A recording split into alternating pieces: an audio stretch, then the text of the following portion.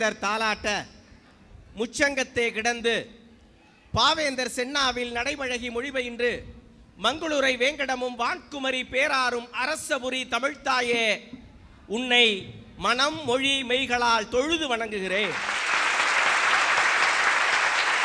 உலகமெல்லாம் வியாபித்திருக்கும் ராஜ் தொலைக்காட்சி நேயர்கள் அத்துணை பேருக்கும் சித்திரை திருநாள் புத்தாண்டு நல்வாழ்த்துக்களை சொல்லிக் கொள்வதிலே மட்டற்ற மகிழ்ச்சி அடைகின்றேன். எங்கள் நடுவர், பட்டிமன்ற பாவலர், தமிழ் பரப்பும் நாவலர், நகைச்சுவை காவலர், மதுரை முத்து எங்கள் சொத்து. எளிமையான தலைப்பு, சின்னத்திரை வெள்ளித்திரை நம்மளை நல்வழிப்படுத்துதா இல்ல சரியா இல்லையா? இதான் ரெண்டே விஷயம் தாங்க. பொழுத போக்குதா இல்ல பழுத நீக்குதா? 3 தலைமுறை ஹீரோக்களை நான் சொல்றேன் சார். எம்ஜிஆர் சரோஜா தேவி எங்க அண்ணன் பார்த்து லவ் பண்ணார். கமலஹாசன் ஸ்ரீதேவி நான் பார்த்து லவ் பண்ணேன். இப்ப அஜித் திரிஷா அங்க உட்கார்ந்துருக்கிற என் தங்கச்சியும் என் தம்பியும் பார்த்து லவ் பண்ணாங்க.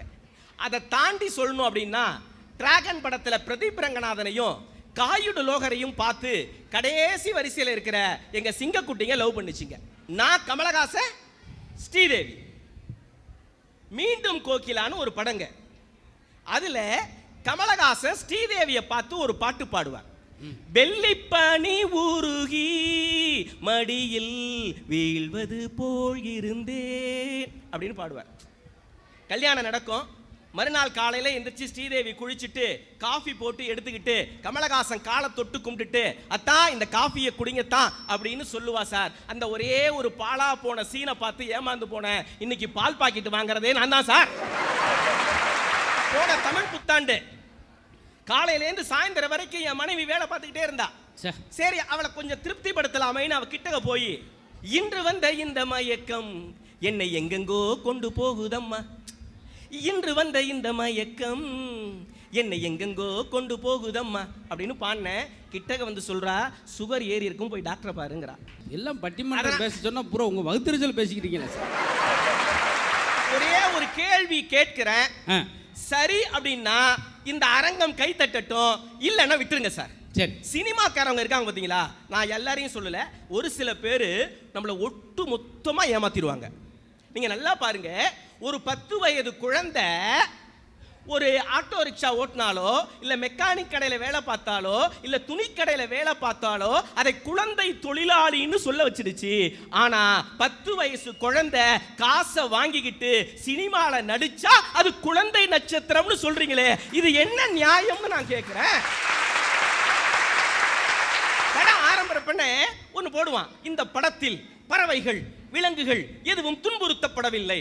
ஏண்டா, பறவைகள் விலங்குகளை துன்புறுத்தல, காசு கொடுத்துட்டு உட்கார்ந்து இருக்கிற 3 மணி நேரமா எங்களை தொந்தரவு பண்றீங்க.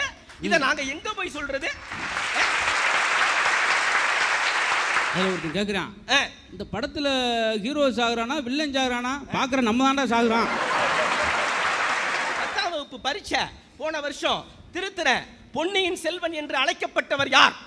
நல்ல கேள்வி. சோசியல் சயின்ஸ்ல பொன்னியின் செல்வன் என்று அழைக்கப்பட்டவர் யார்? ஒரு பையன் எழுதியிருக்கான், ஜெயம் ரவின்னு.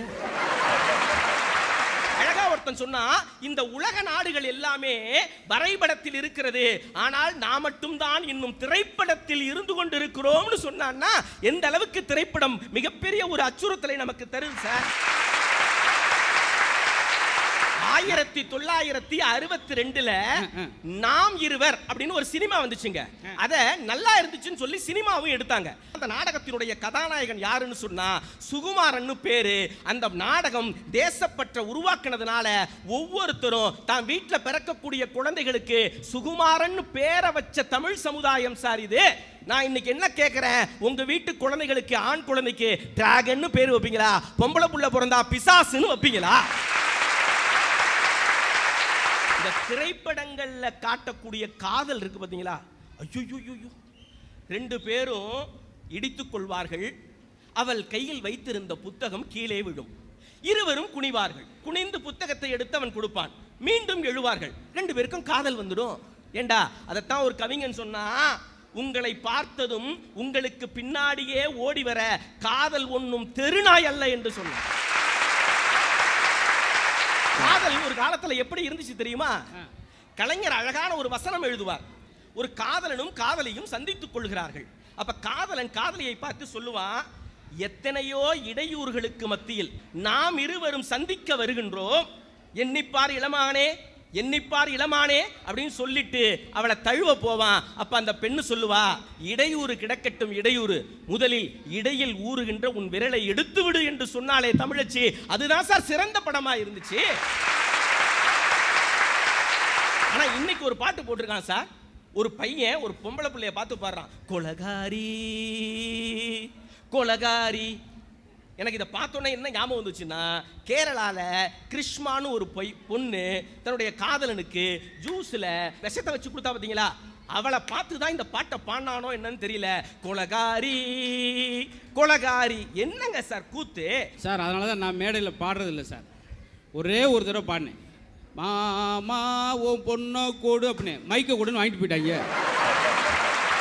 வாலி அற்புதமான ஒரு கவிஞன்.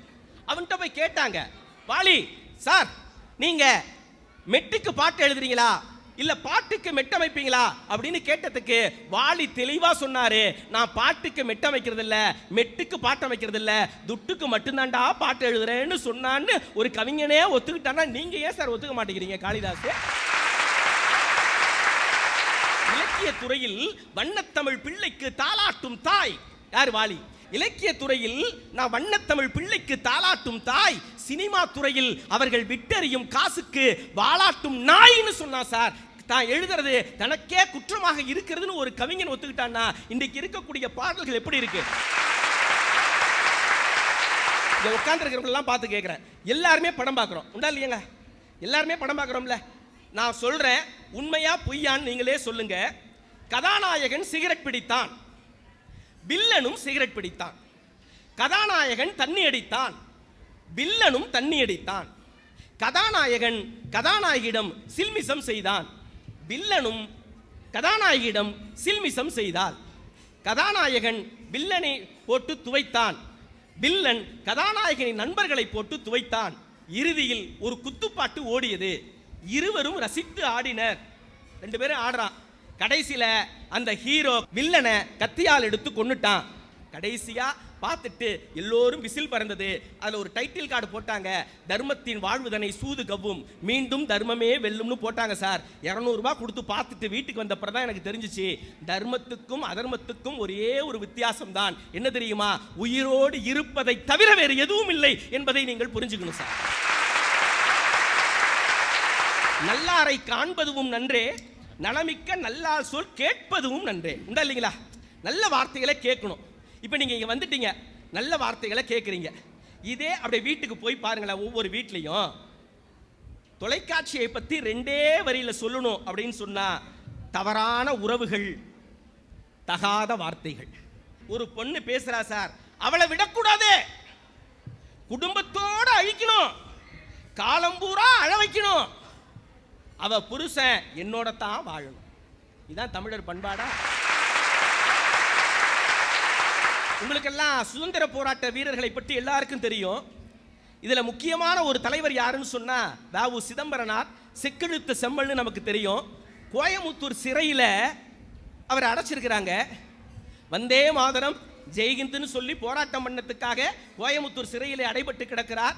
மிகப்பெரிய சிறை அதிகாரி யார் பார்த்தாலே நான் பார்க்க வரணும்னு சொல்றாரு. அவருக்கு கீழே வேலை பார்க்கக்கூடிய ஒரு காவலர் அவரை அழைத்து வருகிறார். வந்துட்டு சிதம்பரம் சிதம்பரம் அப்படின்னு கூப்பிடுறாங்க. அவர் காதலையே வாங்கல. ஏன் தெரியுமா? அவர் தினம்தோறும் சிவபுராணம் பாராயணம் செய்து கொண்டிருக்கிறாரு. அதனால அவருக்கு திரும்பவே இல்லை. வேகமா உள்ள வந்து முதுகுல அடிச்சார் அந்த அதிகாரி. சிதம்பரம்னா என்னையா அப்படின்னு கேட்டார். மிகப்பெரிய காவல்துறை அதிகாரி வந்திருக்கிறாரு, நீ யார்கிட்ட பேசிட்டு இருக்கிற அப்படின்னு சொன்னப்ப வ.உ. சிதம்பரனா சொன்ன என்ன வார்த்தை தெரியுமா?